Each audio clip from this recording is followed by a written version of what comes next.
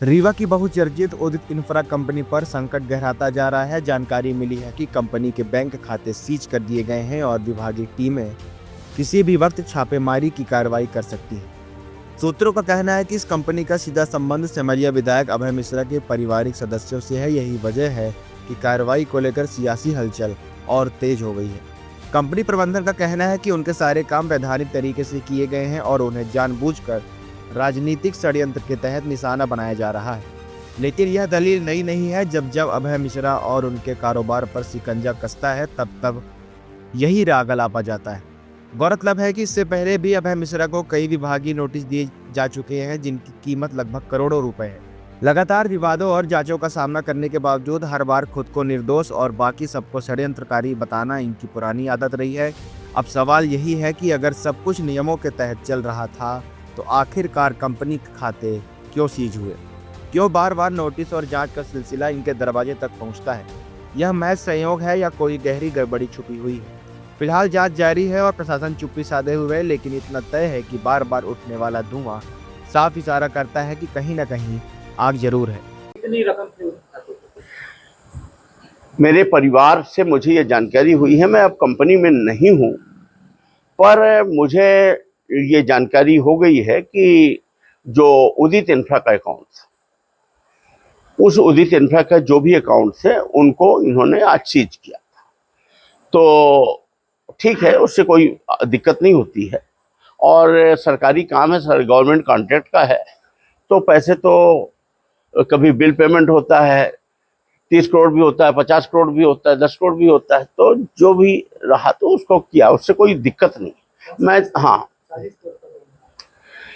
साजिश के कुल मिलाकर के ये जो अपने विरोधी यहाँ जिले के होते हैं, ये ऊपर गवर्नमेंट में बात करते हैं, ऊपर गवर्नमेंट में बैठे अधिकारी और नेता लोग दिल्ली बात करते हैं, वहाँ लिस्ट देते हैं कि इनका मुंह बंद कराना है, इनको राइट करना है, इनको चुप कराना है, इनके यहाँ कार्रवाई करनी, इनको फाइनेंशियल तोड़ना है, इनको ऐसे करना है। ये एक कार्रवाई है, ये एक प्रोसेस।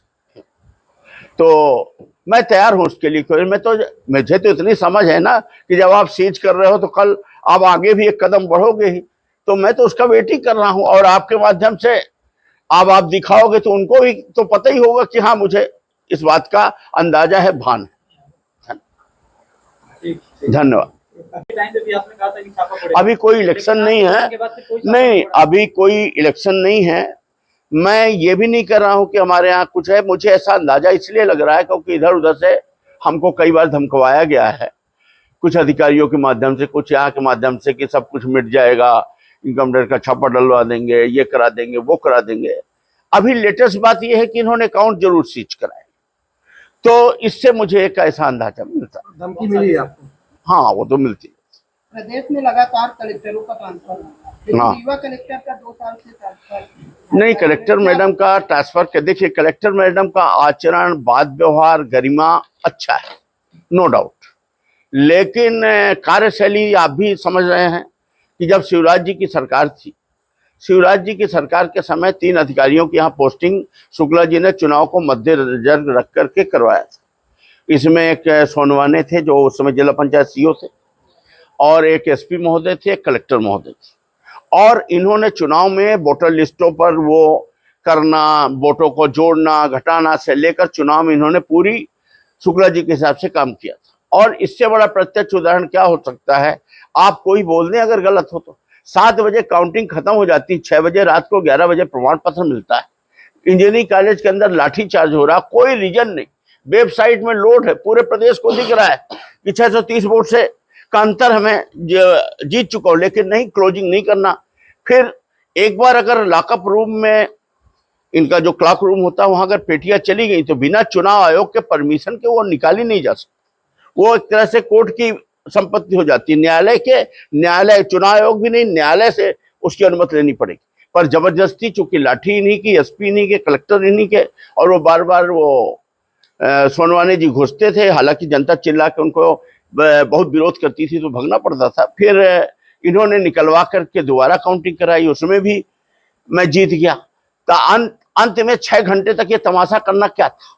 इससे तो क्लियर है ना कि ये शुक्ला जी के लिए काम कर रही थी, या ये अधिकारी कर रहे थे, और ये मुख्यमंत्री शिवराज जी के इशारे पर काम कर रहे थे, पूरी तरीके से था। अब उस समय जो अधिकारी शिवराज जी के समय से जमीनों का बंदरवाट किए हों, अल्टा पलटी किए हों, और तो जब वो अब राजेंद्र शुक्ला जी से उप मुख्यमंत्री जी से इतना खुल चुके हैं कि वो कैसे अब कह देंगे, मना कर देंगे कि नहीं। कोई अधिकारी 10 गलत काम कर देगा तो 15वां तो करेगा।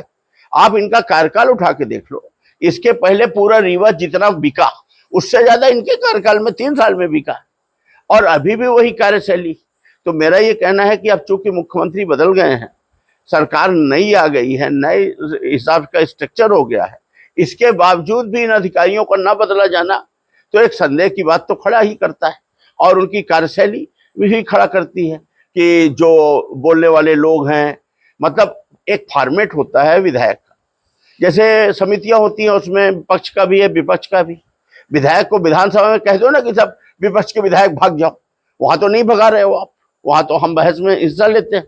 इसी तरह समितियां बनी, कमेटी, उसमें तो विधायक पद है, ये नहीं लिखा है कहीं भी कि भारतीय जनता पार्टी के लिए है, ये कांग्रेस के लिए। वहां दूसरे दल के या विपक्ष के विधायक को क्यों इग्नोर करते हो, क्यों नहीं बुलाते हो, क्यों नहीं सूचित करते हो, उसका इम्प्लीमेंट क्यों नहीं करते हो, उसके विधानसभा क्षेत्र में काम क्यों नहीं होने देते हो, उसी के यहाँ कनेक्शन क्यों कटवा रहे हो, उसी के यहाँ लाइट में बिजली में कोई काम क्यों नहीं हो रहा, वहीं लाठीचार्ज क्यों हो रहा है किसानों के ऊपर, वहीं खाद की समस्या क्यों है। ये सब बातें हैं, ये सब बातें मैं करता हूँ।